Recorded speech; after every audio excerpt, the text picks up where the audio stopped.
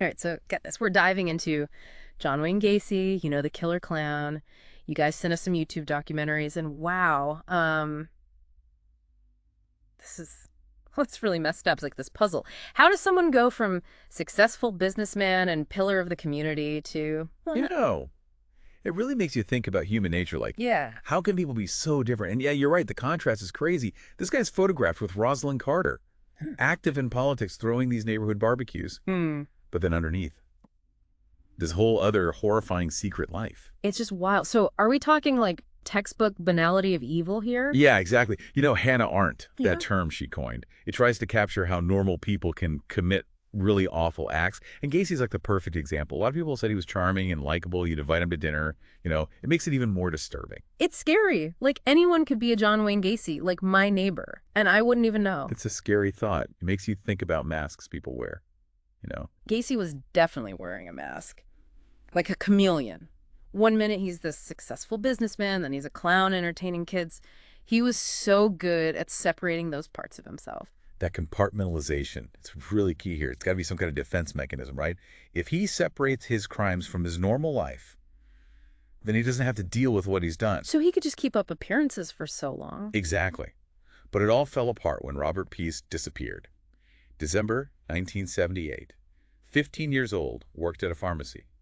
Vanished after telling his mom he was going to meet Gacy about a job.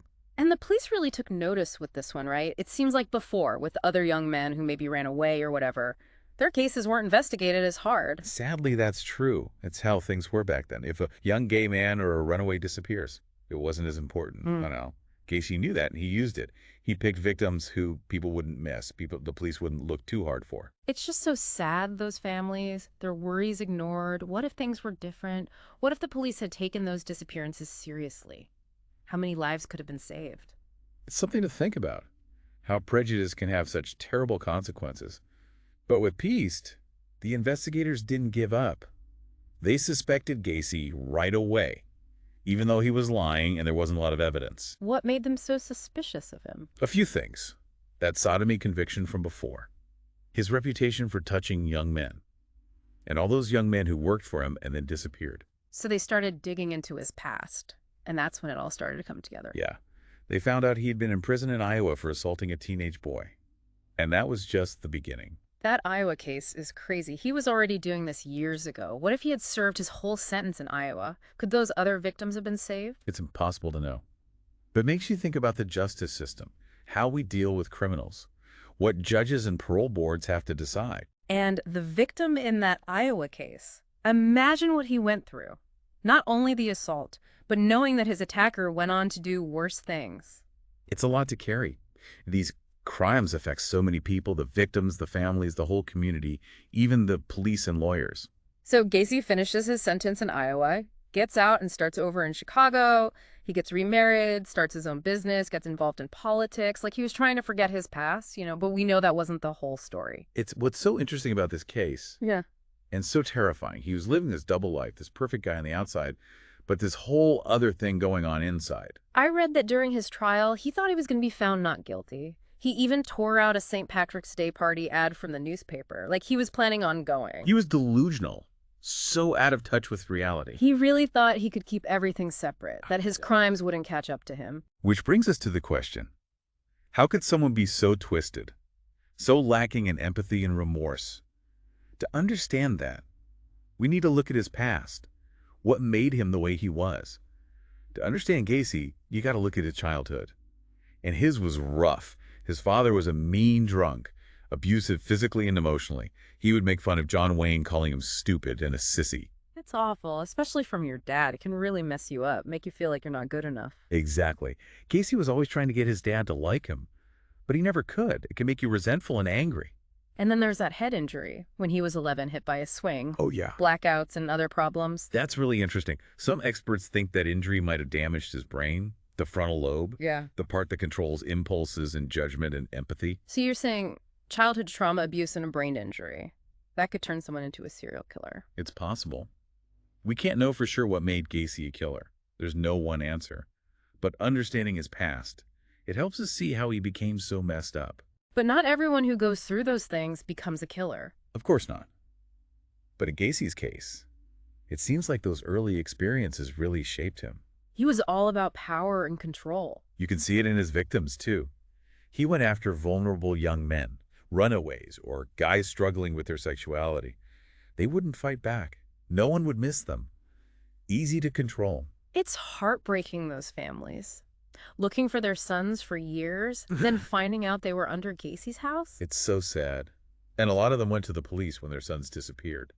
But no one listened. That's terrible. Imagine your kid is missing and no one cares. It's a failure of the system. Yeah. We have to protect the vulnerable. So let's talk about Gacy's methods, how he got his victims. He was smart.